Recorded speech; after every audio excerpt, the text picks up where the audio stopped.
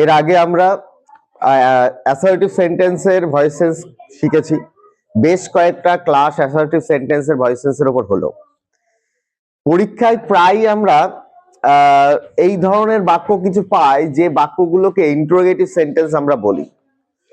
দেখো, আমরা প্রথমত অ্যাসার্টিভ সেন্টেন্স যখন শিখেছিলাম সবারই মনে থাকবে অ্যাসার্টিভ সেন্টেন্সটা শুরু হয় সাবজেক্ট, ভার্ব আর অবজেক্ট এই প্যাটার্নে। আমরা সবাই জানি অ্যাসার্টিভ সেন্টেন্স গুলো সাবজেক্ট, ভার্ব, অবজেক্ট এই প্যাটার্নে শুরু হয় এবং এর পিভিটা স্ট্রাকচার ছিল অবজেক্ট, ভার্ব আর বাই একটা সাবজেক্ট এরকম ভাবে। কিন্তু মজার ব্যাপার, এখানে প্রশ্ন যদি ইন্টারোগেটিভ সেন্টেন্সে থাকে তাহলে তার ভয়েস চেঞ্জ আমরা কিভাবে করব?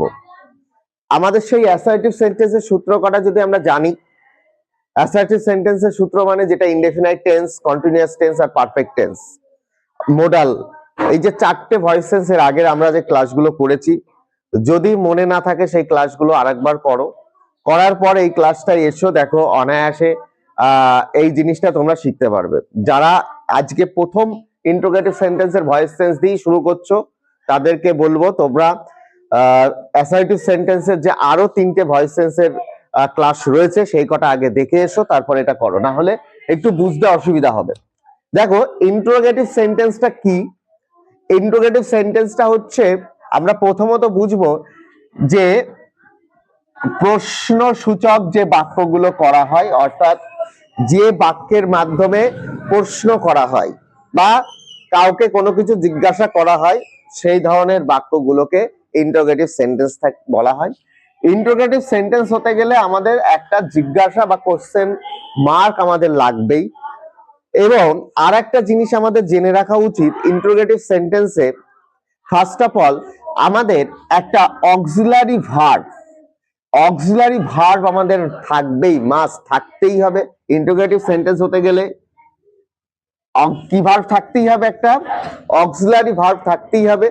আর এই অক্সিলারি ভার্বটা কোথায় থাকবে?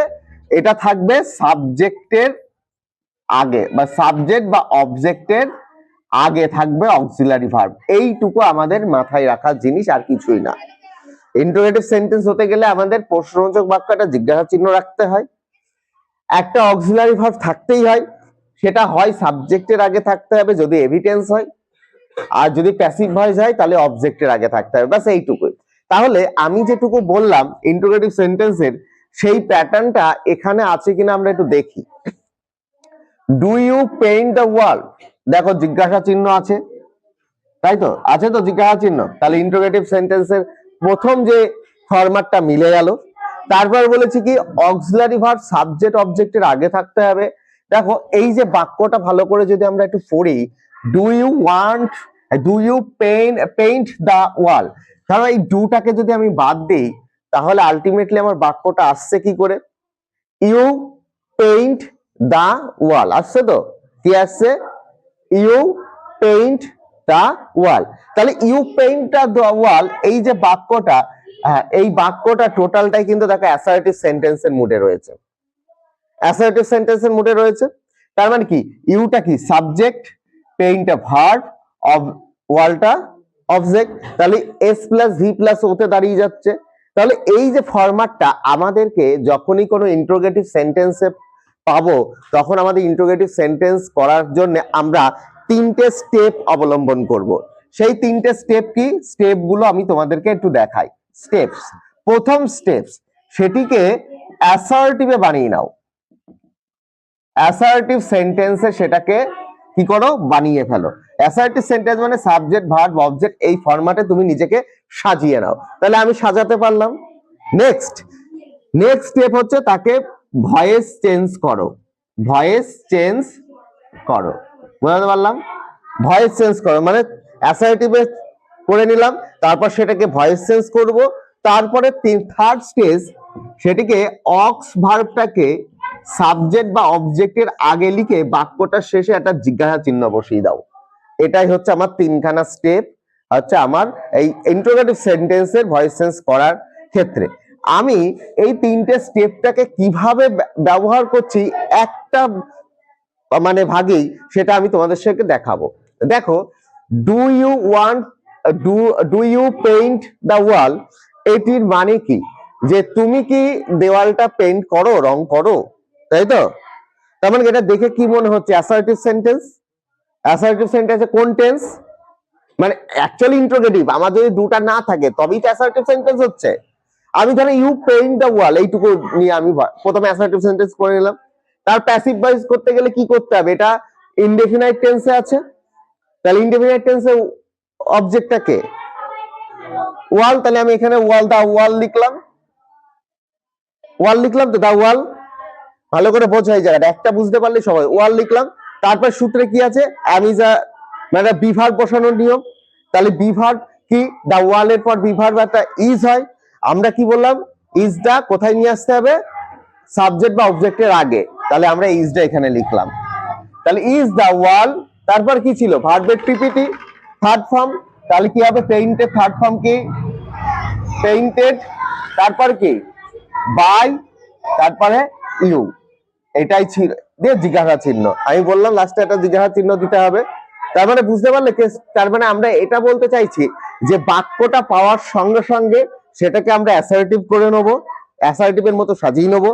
তার প্যাসিভ ভয়েস করবো, বা যদি প্যাসিভে থাকে তাহলে কি অ্যাক্টিভে করব। তারপরে উত্তর যখনটা করব, উত্তরে ফাইনাল অ্যান্সার যখন করব, তখন অক্সিলারি যে ভার্বটা থাকবে সেটা সাবজেক্ট অবজেক্টের আগে দেবো, আর পরপর দিয়ে যা হয় লাস্টে ফুল স্টপের বদলে একটা জিজ্ঞাসা চিহ্ন বসাবো। পরের বাক্যটা দেখি। দেখো, does he want a pen. Does he, কি বলো আমার সঙ্গে? Does he want a pen. Does he want a pen, এই জায়গাটায় আমি অ্যাসার্টিভ করতে গেলে কোন জায়গা থেকে শুরু হচ্ছে? হি থেকে শুরু হচ্ছে। ডাজটা বাদ দিলে হি ওয়ান্ট এ পেন, ধরো হি ওয়ান্ট এ পেন, তাহলে এটা কোন টেন্স? আমরা জানি ডু, ডাজ এগুলো থাকলে প্রেজেন্ট ইনডেফিনাইট টেন্স হয়। কি হয়? Present indefinite tense. তাহলে এটাও প্রেজেন্ট ইনডেফিনাইটে আছে। তাহলে অবজেক্টটা কে? এর অবজেক্ট দেখো এ পেন। তাহলে আমরা প্রথমে লিখবো কি? A pen. তারপর বিভার্ব কি বসবে? A pen is. তাহলে ইজটা কোথায় বসানোর নিয়ম? প্রথমে। তার জন্য আমরা এখানে কি দেবো? ইজ। কারণ আমি বলেই দিয়েছি ইজটাকে প্রথমে বসাতে হবে। ইজ, তারপর কি বসাবো বলতো? V three. ভি থ্রি, তাহলে সেটা কি হবে? Very good, wanted. তারপর কি? বাই। হি থাকলে কি হয়? হিম হয়। ব্যাস, এইটা হচ্ছে আমাদের লাস্টে কি? জিজ্ঞাসা চিহ্ন। খুব সহজ, মানে খুবই সহজ, খুব কঠিন লাগছে কি? নেক্সট কি দেখ, পরের যে বাক্যটা লিখেছি ভালো করে বোঝ। Have you finish the work. তাহলে প্রথম আমার কাজ কি? অ্যাসার্টিভ সেন্টেন্স কোনটুকু? ইউ ফিনিশড দ্য ওয়ার্ক, তাই তো? You finish the work.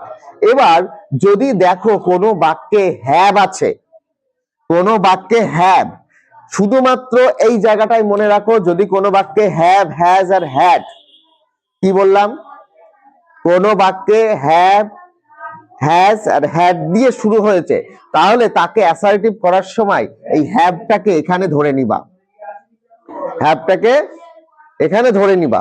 তাহলে কি দাঁড়াচ্ছে? কি? You have finish the work.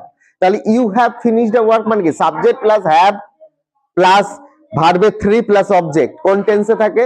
এটা পারফেক্ট টেন্সে থাকে। তাহলে পারফেক্ট এইটাকে ভয়েস চেঞ্জ করতে হলে প্রথমে কি আনতে হবে? দ্য ওয়ার্ক নিয়ে আসলাম। তারপরে কি? হ্যাজ হবে। দা ওয়ার্কের সঙ্গে হ্যাজ হয়, তার জন্য আমার অক্সিলারিটাকে আগে আনতে হবে।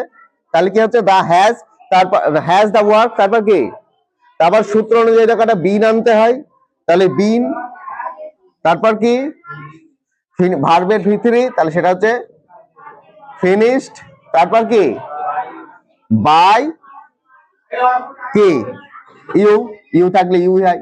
তাহলে আলটিমেটলি উত্তরটা কি আসছে? Has the work been finished by you.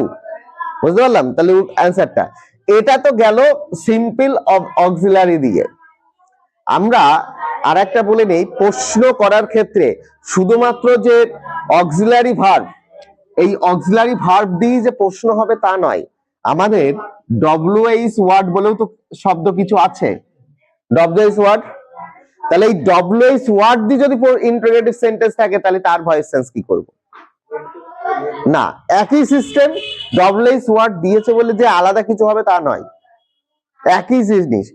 Interrogative sentence হতে গেলে শুরুতে ডব্লিউএইচ ওয়ার্ড দিতে হয়, তারপর অক্সিলারি, তারপর সাবজেক্ট অবজেক্ট। আর যদি ডব্লিউএস ওয়ার্ড না দিই তাহলে দেখা যাচ্ছে শুধু অক্সিলারি সাবজেক্ট অবজেক্ট দিয়ে শুরু করতে হয়। ধরো এখানে ডব্লিউএস ওয়ার্ড দেওয়া আছে, একদম সিম্পল, ডব্লিউএস ওয়ার্ডটাকে ধরে নাও না। দেখো প্রশ্নটা, হু কল্ড ইউ, কে তোমাকে ডাকলো, কে ডাকলো, কেউ একজন তো ডেকেছে। কে, আমি প্রশ্নটা করেছি হু কল্ড ইউ, মানে কে তোমাকে ডাকলো, তার মানে কেউ একজন ডেকেছে, সামওয়ান, কেউ একজন ডেকেছে। তার মানে এই জায়গাটায় কলটা কি, দেখো কলটা কি ভার্ব, তোমাকে ডাকলো মানে কি, এটা অবজেক্ট, অবজেক্ট তো, তাহলে হুটা কি আমার সাবজেক্ট, আমি হুটাকে সাবজেক্ট হিসেবেই ধরবো। তাহলে এটা কোন টেন্সে আছে বলো তো, এটা কিন্তু পাস্ট ইনডিফিনাইট টেন্সে আছে।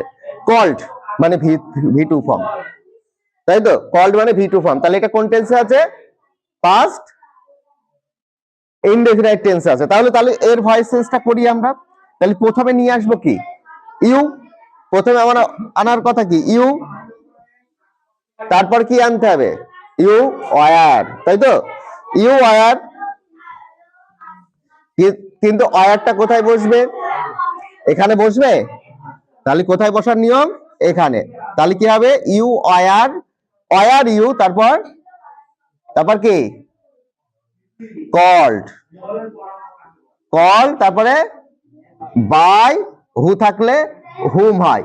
আমাদের কিন্তু এরকমই করা উচিত ছিল, কিন্তু দেখা যাচ্ছে যখন ডব্লিউএইচ ওয়ার্ড দিয়ে কোনো ভয়েস চেঞ্জ করতে দেবে, এই যে বাইয়ের পরে যে ডব্লিউএইচ ওয়ার্ডটা বসবে সেটা শেষে বসবে না, তাহলে সেটা আমাদের কোথায় নিয়ে আসতে হবে, প্রথমে নিয়ে আসতে হবে, বুঝতে পারলে। তাহলে সেটার নিয়ম হচ্ছে কি আমাদের প্রথমে আনা, তার মানে কি প্রথমে হবে বাই, বাই হুম ওয়ার, বলো বাই হুম ওয়ার কি কল, ইউ কল, বুঝতে পারলে। তাহলে আলটিমেটলি কি বললাম আমি, অ্যাকচুয়ালি আমার হওয়া উচিত ছিল বাই হোমটা পরে, তাহলে না, আমরা যখন কোনো ডব্লিউএইচ ওয়ার্ড পাবো তখন সেটাকে আমরা প্রথমেই লিখবো। তাহলে কি হবে, by whom were you called, জিজ্ঞাসা চিহ্ন, ব্যাস এটা, বুঝতে পারলে। নেক্সটটা কি আসছে দেখো, হোয়াট ডিড দে ডু, ভালো করে বলছো, হোয়াট ডিড দে ডু, তারা কি করলো, তাই তো। তাহলে এখানে মানে এখানে এই বাক্যটার সাবজেক্ট কে, তারা করলো কাজটা।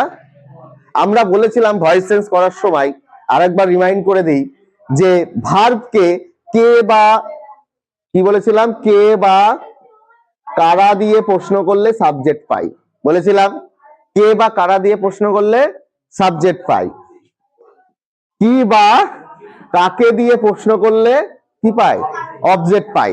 তাহলে এই বাক্যে ভার্বকে ডু, করা, কারা, কারা করলো বা কে করলো, উত্তরে কে আসছে, দে উত্তর আসছে, তার মানে এটা কি আমার সাবজেক্ট।